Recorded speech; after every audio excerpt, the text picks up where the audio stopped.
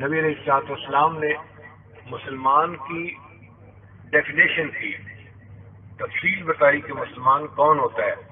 فرمایا المسلم من سلم المسلمون من لسانہ ویدہ. مسلمان وہ ہوتا ہے کہ جس کی زبان سے اور جس کے ہاتھوں سے دوسرے مسلمان سلامتی میں ہوں، ان کی جان، ان کا مال، ان کی عزت آبرو، ہر چیز سلامتی میں ہو، تو ایسا بندہ مسلمان ہوتا ہے. اور جس بندے کی زبان اور ہاتھ سے دوسرے کی عزت آبرو، جان مال سلامت نہ ہو، وہ مسلمان نہیں ہوتا.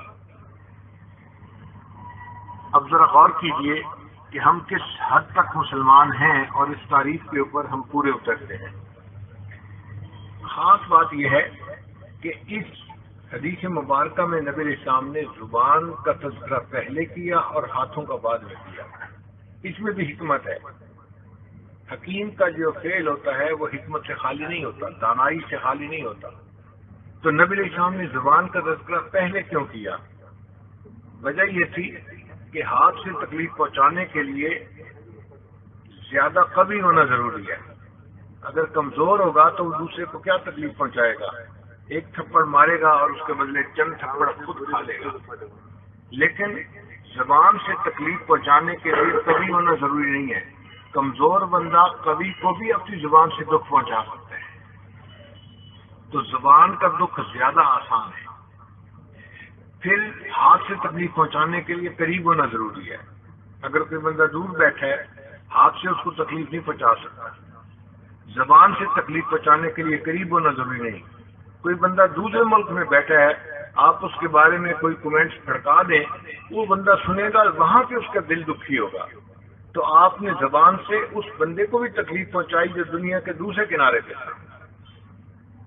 پھر ہاتھ سے تکلیف پہنچانے کے لیے زندہ ہونا ضروری ہے. جو فوت ہو چکے ان کو ہاتھ سے تکلیف نہیں پہنچا سکتے، مگر زبان سے تکلیف ان کو بھی پہنچا سکتے ہیں. جو لوگ دنیا سے چلے گئے، اگر ان کے بارے میں کوئی نامناسب بات کرے گا تو ان کی روحوں کو تکلیف پہنچے گی. اس کا مطلب یہ کہ زبان سے تکلیف پہنچانا زیادہ اہم ہے. نبی علیہ السلام نے اس کا تذکرہ پہلے فرما دیا. مسلم شریف کی روایت ہے، تکف شرک عن الناس، تم انسانوں کو اپنے شر سے بچاؤ.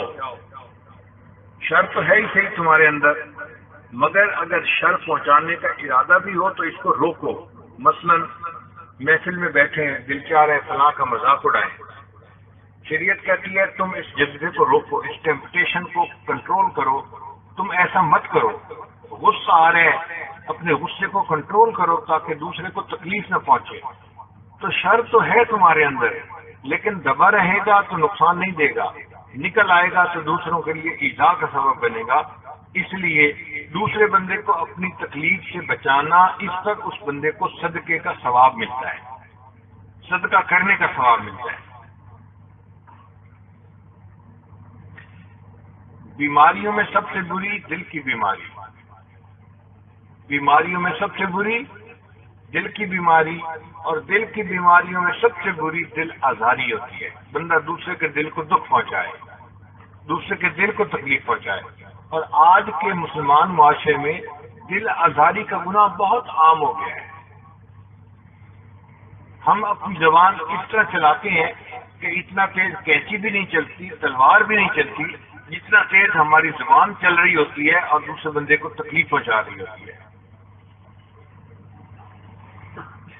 اللہ رب العزت قرآن مجید میں فرماتے ہیں، ویل لکل ہمزۃ لمزہ، ویل ہے، بربادی ہے ہر اس بندے کے لیے جو عیب جو ہو اور عیب گو ہو.